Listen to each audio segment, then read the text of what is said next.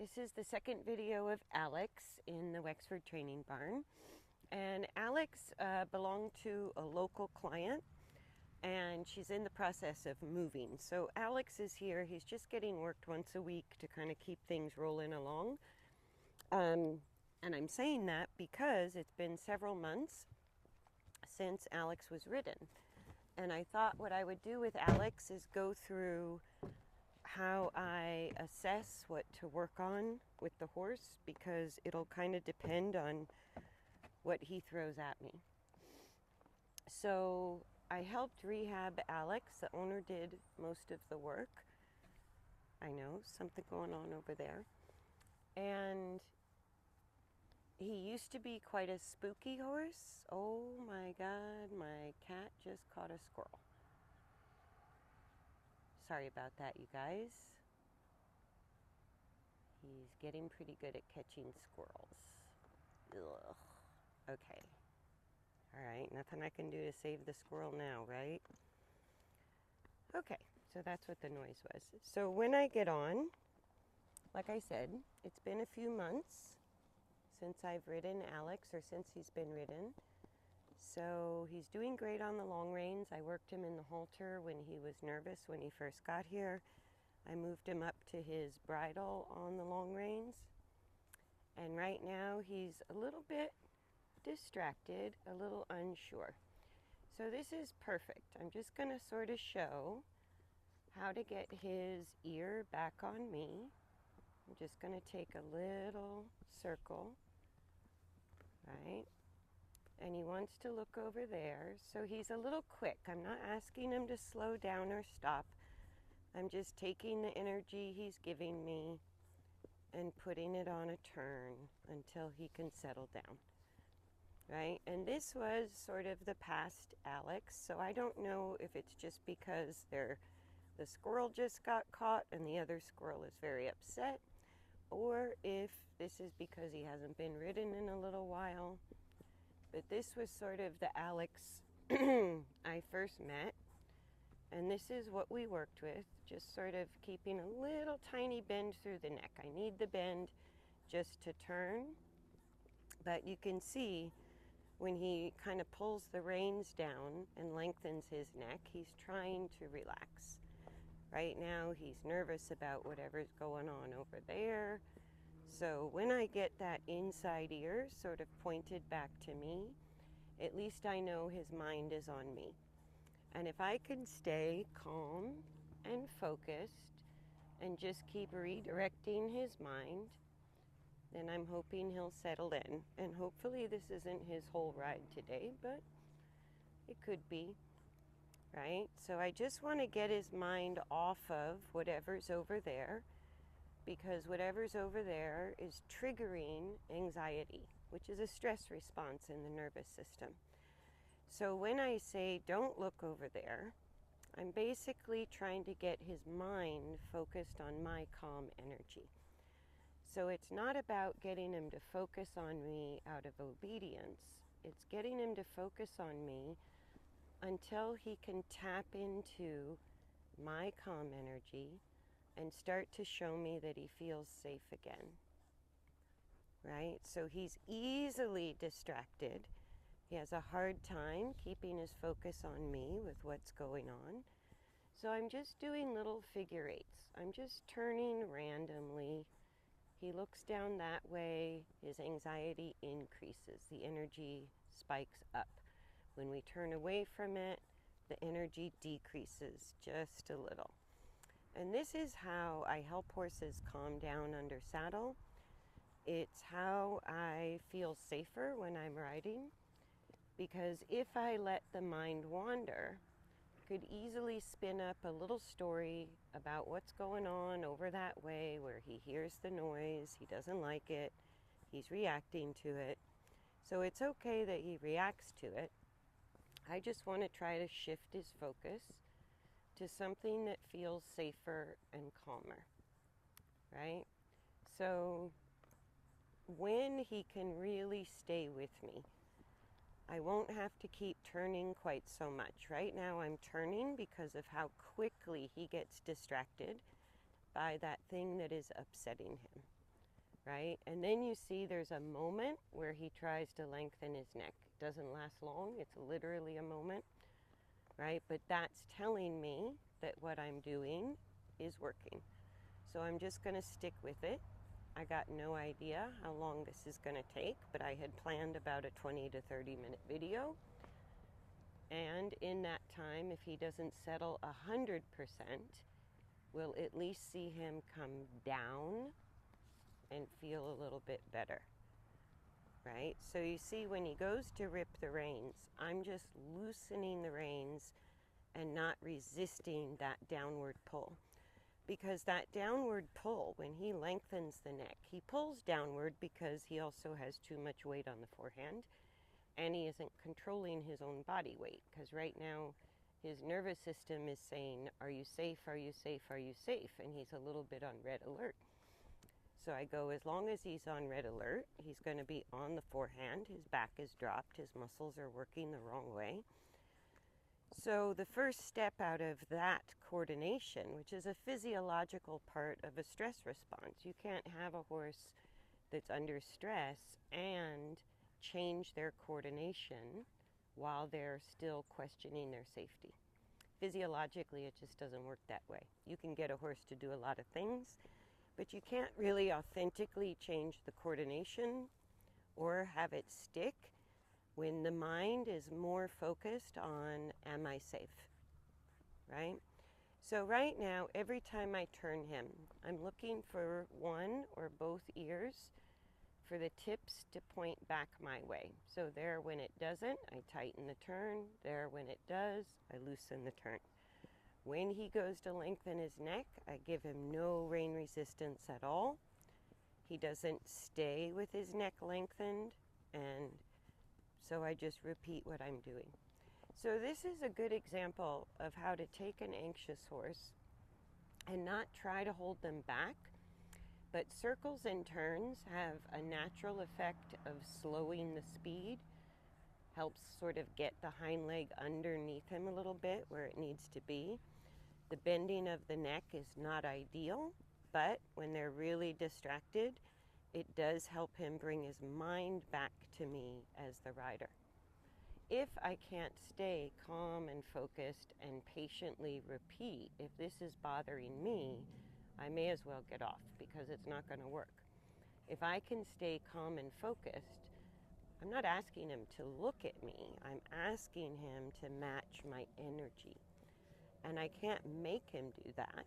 All I can do is sort of go, I'm just going to be here until you can do it. I got no idea how long that's going to take. I really have no idea if this is because my cat just caught a freaking squirrel. The other squirrel is in the tree,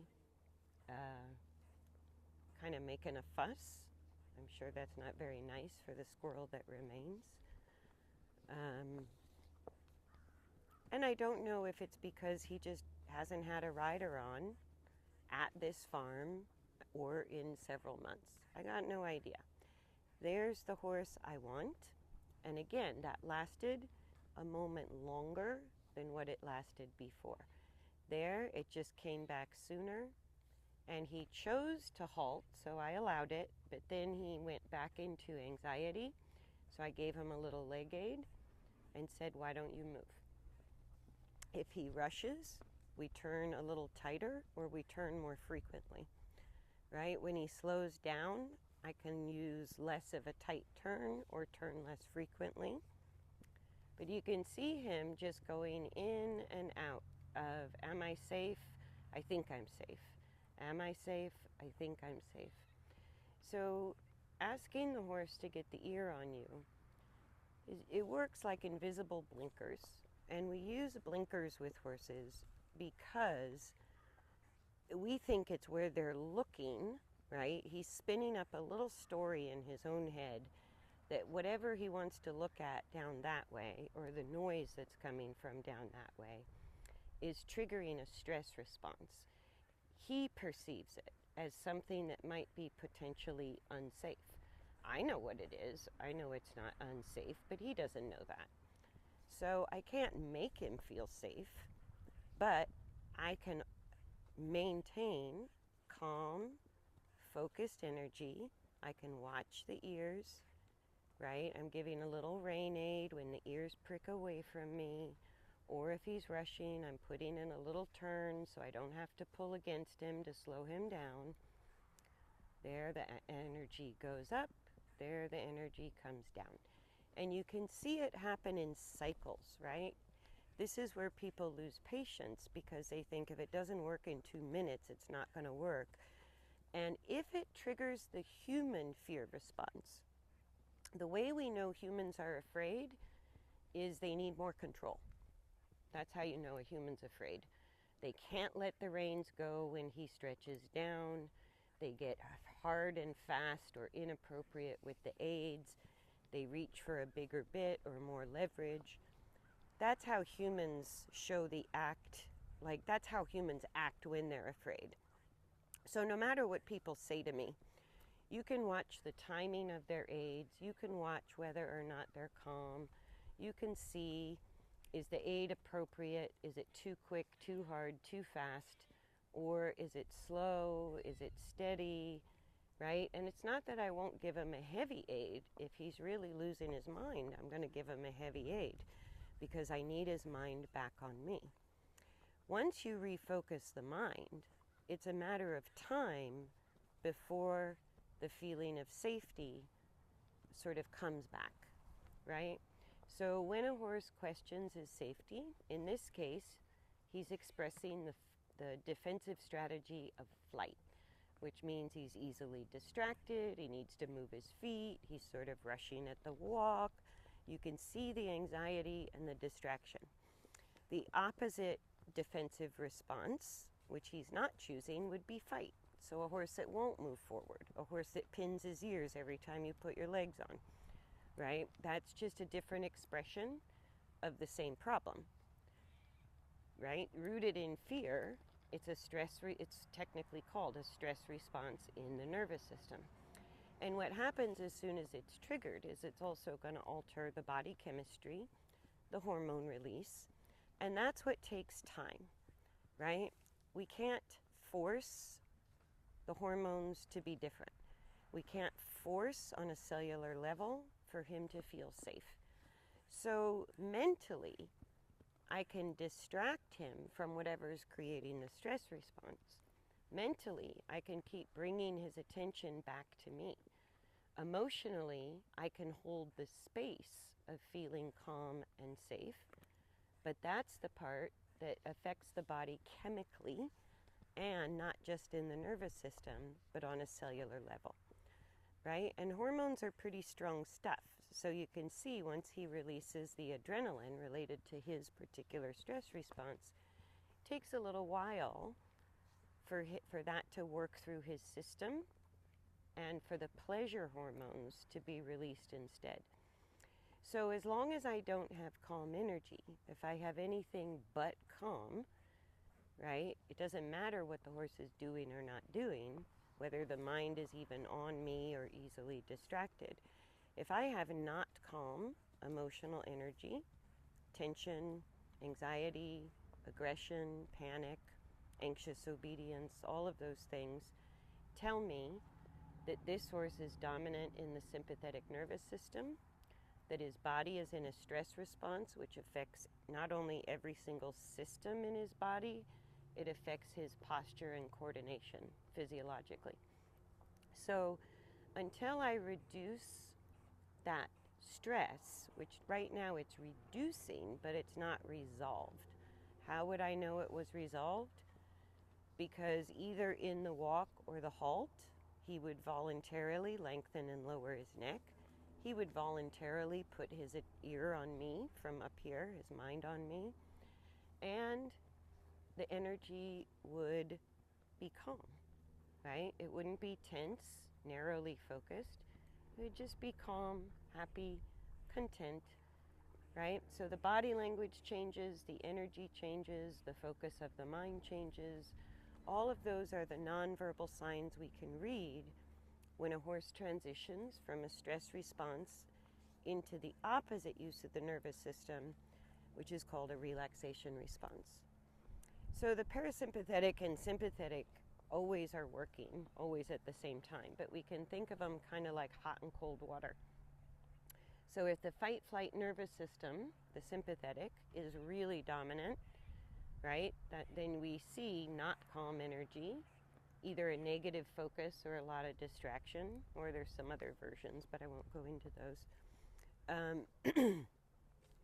And that's how we know, through the energy, the body language, the choices that the horse is making, that that sympathetic nervous system is dominant. Why is it dominant? Because his perception, which has nothing to do with me whatsoever, his perception of what happened today is that it makes him question his safety, right? As soon as we perceive a threat or we wonder, are we safe?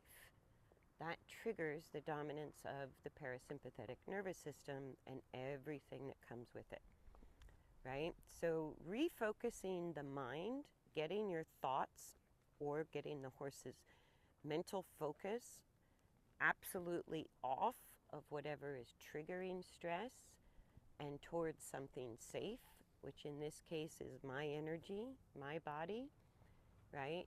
I'm just a beacon of feeling safe, focused, and calm. When he matches me, that becomes its own reward because he feels better. So there's nothing more important to a horse, including food and shelter. There is nothing more important to a horse than feeling safe. And because they're prey animals, they're easily triggered. They easily question if they hear something unusual or something's changed in their routine. The first question in their mind is, am I safe? So this is a sort of keep in your pocket to use anytime, anywhere. Sorry, a couple of low-flying airplanes too. It's a busy morning around here with squirrel killing and airplanes going over my head. So the voluntary halt, you see I'm slow to give him a leg aid and get him moving. You can see now the cycles are closer to him calming down and staying focused, but he still goes in and out. So in those moments that I see him try, right, express, I feel safe right now. Now I don't, right? That's how fast it can change. Now I do, now I don't, right? Now I do, now I don't. Now I don't, now I don't, now I don't, now I don't, now I do, right? I need the now I do feel safe moments maybe to last for 5 consecutive minutes. That would tell me that he's not teetering between a stress and a relaxation response, that he's fully feeling safe, and that he's now solid in the other use of the nervous system, the parasympathetic or rest and digest nervous system. Why do I need that? Because if I'm going to help him change his coordination or the physical balance, I need his full attention, and I need him to feel safe in order to do that effectively through the path of least resistance and without drama, right? Horses don't really want drama, they just can't help it. It's because they feel scared a lot. They're prey animals. That just comes with the package, right? So here he looks over in a new direction and gets anxious. So I bring the ear back to me. So far, I'm just staying on this figure 8, sometimes a tight turn, sometimes an easy turn, right? So there, the more distracted he gets, the more I tighten the turn. There, he's back. I let him go. I wait for the next reaction. He held the I feel safe moment a little bit longer. So what we're seeing in these cycles are, it doesn't come right away, it cycles in and out. And what I want to see is that horse, for at least 50% of the time or more, ideally, if it was really a problem, which is what it was when I started with this horse, I need him to be in that state for 5 consecutive minutes. Ideally at both the halt and the walk. Those are 2 different gaits, and they're both important gaits, right? So now that he's finished scurrying around and rushing at the walk, he suddenly doesn't want to go forward. That is so typical, I can't even tell you. Right? So now I want the walk, but I want him to keep his focus on me, and I want him to be calm. Right? So he's worried once he starts walking, and he's kind of an older, he was a rescue horse that we've been rehabbing, and as well as he's done, he still struggles with his stability. So instability, whether it's people or horses, that itself can make horses feel unsafe, right? So when we feel unstable, it triggers the body to tell us we're unsafe. The body knows that even if the mind fights it. So because he's a little bit of a wiggly noodle kind of mover, that instability puts him on the edge. So it didn't really surprise me the first ride in several months and the unfortunate incident of the squirrel killing. He just was right on the edge of having that kind of reaction. Because of his past training, I knew he would come back through it. We just have to repeat the lesson that we started with.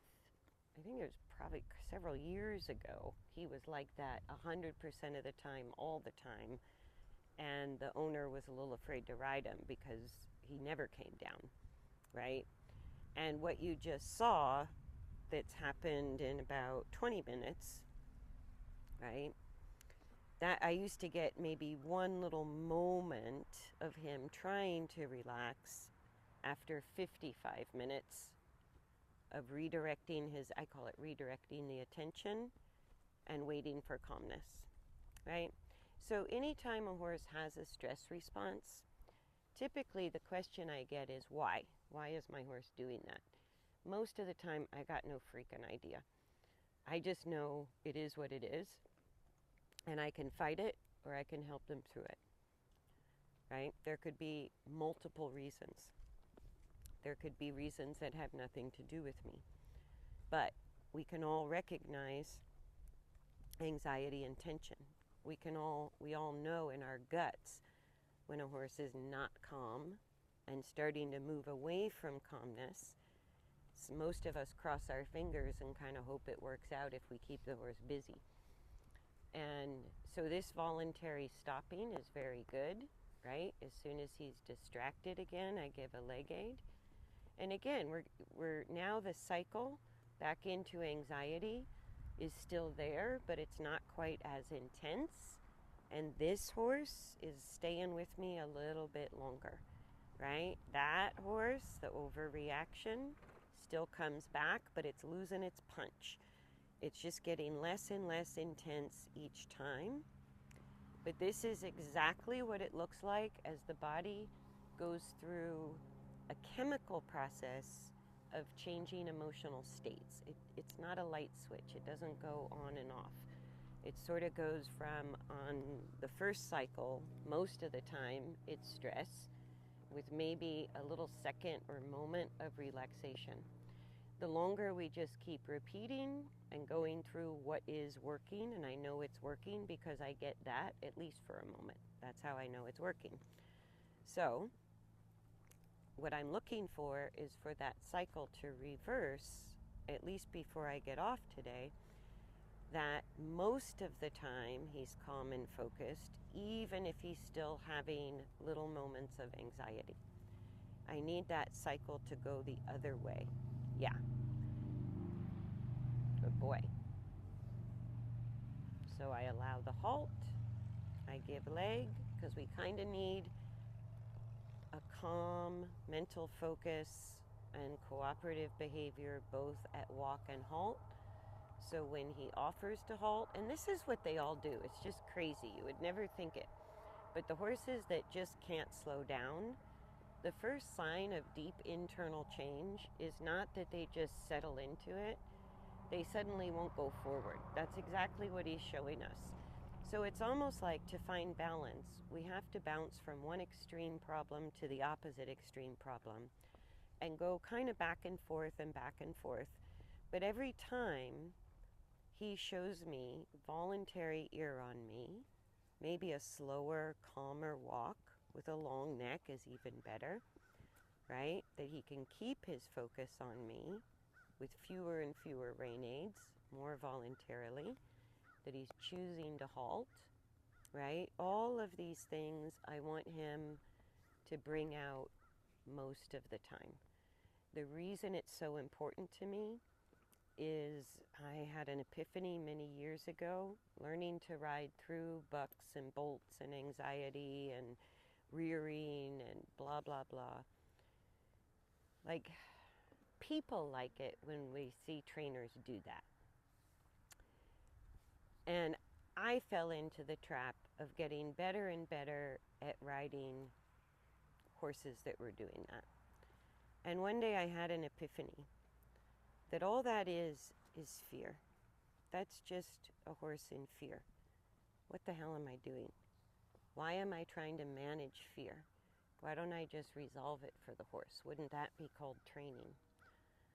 Right? So instead of leaving him with his nervous system in survival mode, the first job, and I consider it my most important job, although it certainly gets no standing ovations. My most important job is to resolve that stress response and resolve stress responses whenever they arise. So that's what I call a training opportunity. So I had no idea what to expect with him today. I thought we might work on transitions and show some front to back balance. That's where we left off. And he said, no, not so much. Today I'm having a big fat stress response. I don't feel safe. I don't feel confident. I don't feel stable, right? So underneath the root cause of any stress response, which is 100% based on perceptions, which are very individual. So whether it's a person or horse, you really got no idea what's going to trigger a stress response. But what a stress response tells us is we have 3 root causes underneath everything that the horse or the person who just got triggered, number 1, likely feels unsafe. But instability, like in this horse's case, you can see he's kind of wiggly. Instability can cause a horse to feel, or a person, to feel unsafe in their own skin all the time, right? Also, discomfort, which could be a brewing lameness issue. It could be long-term dysfunctional coordination. It could be a horse that's just been ridden upside down for too long, or a horse that's been sort of harshly treated or given heavy aids or pushed farther than what they could do in a comfortable way in their body. So we can boil it down to, in that moment of a stress response, it tells me he feels unsafe, unstable, or uncomfortable, or 2 out of 3, or all 3, right? At the very least, he's questioning his safety, right? So I'll just give him 2 more minutes because that's kind of a long video. But in 30 minutes, we barely started to reverse the cycle. But you can see the cycle reversing now, where he's calmer, he's choosing to halt. Even when he looks, it's not shooting him into high anxiety. So people say, well, you should always keep the horse's ear on you, or maybe some people have never even heard of doing that. But to me, it depends on the energy. If he looks around, but he's calm, I don't care, he can look around.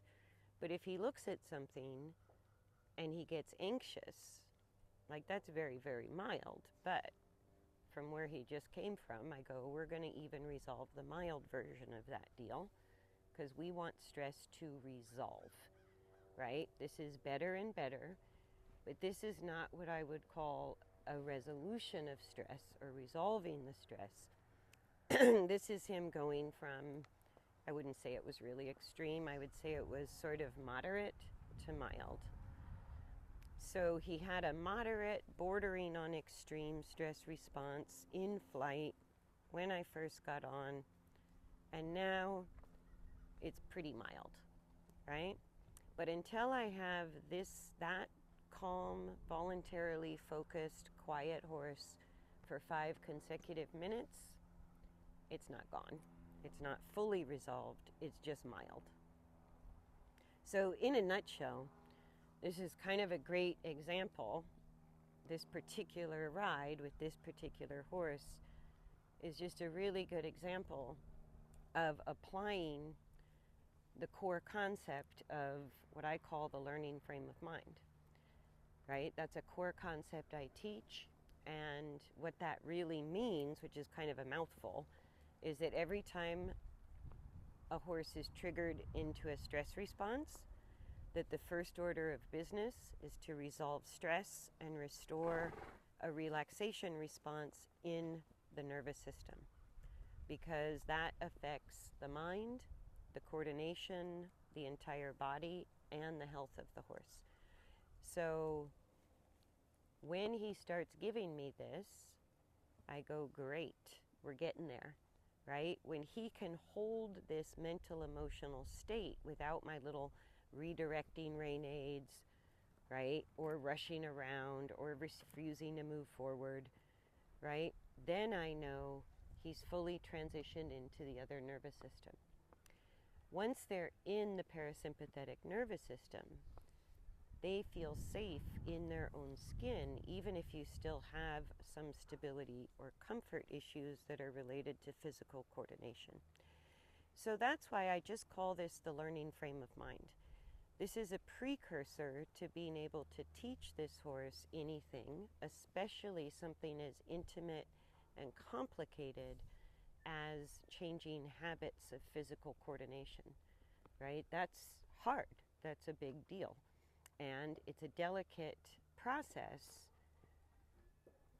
to re-strengthen muscles that might have atrophied, restore function to joints, like all of that is a difficult process. So if a horse isn't in the learning frame of mind, I feel like I don't get as much accomplished and it doesn't integrate.